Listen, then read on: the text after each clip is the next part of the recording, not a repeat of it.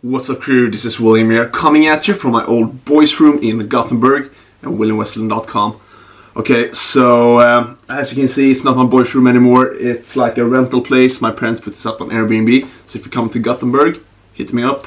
I'll hook you a room. The topic of today is gonna be how you can use the double-edged sword of gaming or video games to actually improve your personal development. And also we're going to touch a little bit on the end on the topic whether it is a good fit for your life at this moment to actually play video games, or if you should just go cold turkey pretty much. So yeah, I'm really thrilled for this topic. It's going to be really interesting, and even though if you're not a gamer, you can draw on many of the principles which I'm going to lay out in this video. So you actually can pretty much game yourself, you know, the gamification principles and how you can utilize it to fucking maximize your life. So let's get down to it. So first up, I'm going to tell a little bit of my story. In this room also, growing up, pretty much I gamed 8-10 hours, I don't know, each day. I played a lot of, World of Warcraft, Counter-Strike, Dota, all this kind of stuff. And that was pretty much all I did, and I did like school and stuff. So looking back when I was younger, I can remember how I thought to myself, how it was so fucking weird that the game could be so fun in the adventure world with all my friends, but the real life was so fucking like boring or dull. And then now it's so obvious for me, you know, having much more knowledge in domains such as psychology, motivation factors, human nature and all this stuff. But looking back then I was like really confused. But eventually, as I got more and more into self-development, eventually I did like a cold turkey. I just stopped playing from like all these hours each day. I just went none. And yeah, for pretty much 2-3 years or something like that. And what I did manage to do, unconsciously at first, but in the long run, what self-development teach me how to do, like implicitly, was to implement all these gamification factors found in gaming into my daily life. I can make the game in the real world. I can manifest the experience of gaming in the real world and make the real life the real game. So just imagine, for instance, you were playing a game and you were playing without an experience bar, or you were playing without friends, you didn't have any goals, you didn't get any rewards. I mean, the game would be so fucking boring. Yet this is how most people, or at least many people, live their life, or at least they miss some of these factors. They don't have any elements of, you know, that hooking, like gaming sensation in their life.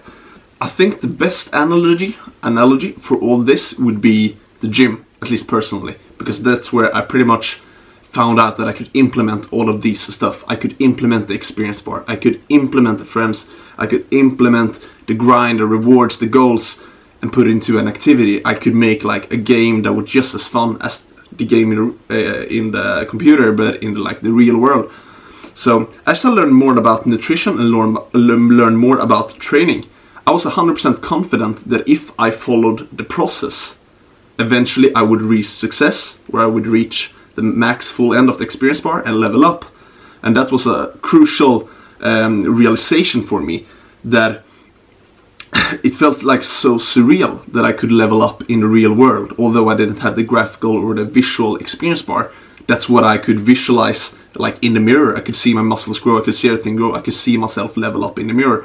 And I think that was like a like a gunshot, start shot, whatever, for me to realize that I could implement all these in other areas in my life as well, even though it wouldn't be as obvious. Like if I was reading a book, I could set up, you know, these goals for myself, and I could set up like mini experience bars. Like each level could be like 10 pages, and eventually I would reach the end and I would get the reward. Maybe I would go out to eat good, get out and eat something good, or I would just be pleasant with the increased knowledge, which I then could use to realize further goals and do all this stuff.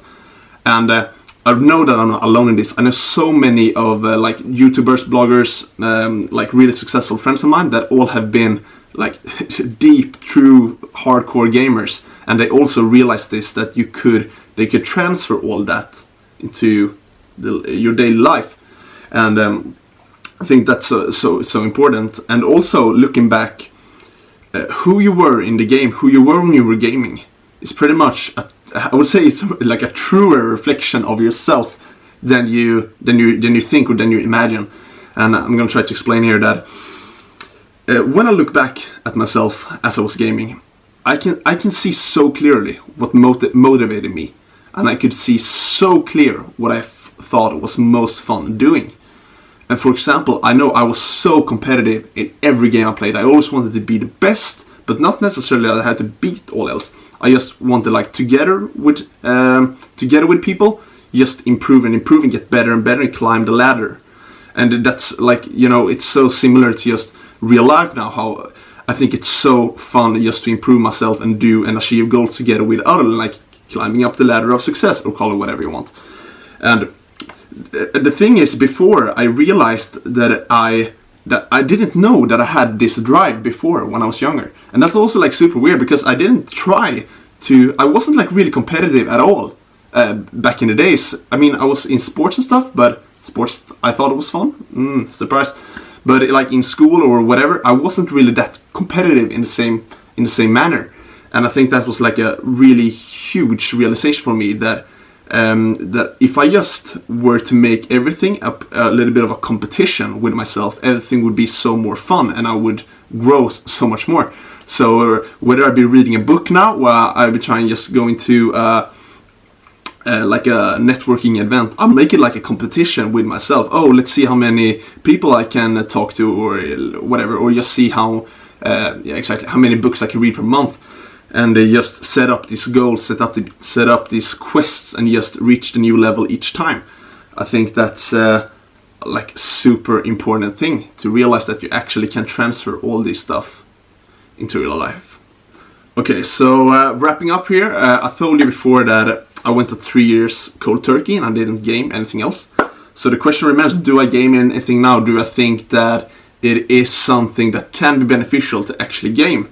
And if you were to ask me maybe half a year ago, I would probably say no. But if you ask me now, I would actually say yes. And I remember, like, in the beginning, I think it was in January or February, I was telling my girlfriend, like, fuck, I don't have any, like, you know, fun, relaxing hobbies that I do when I have, like, 30 minutes off or 40 minutes off. Because... yeah, I could never really feel that, even though I was reading a book or I was doing anything like semi-productive, I felt relaxed, but I never felt that, you know, like the old joy of gaming or something similar like that, or playing sports, like all that kind of stuff.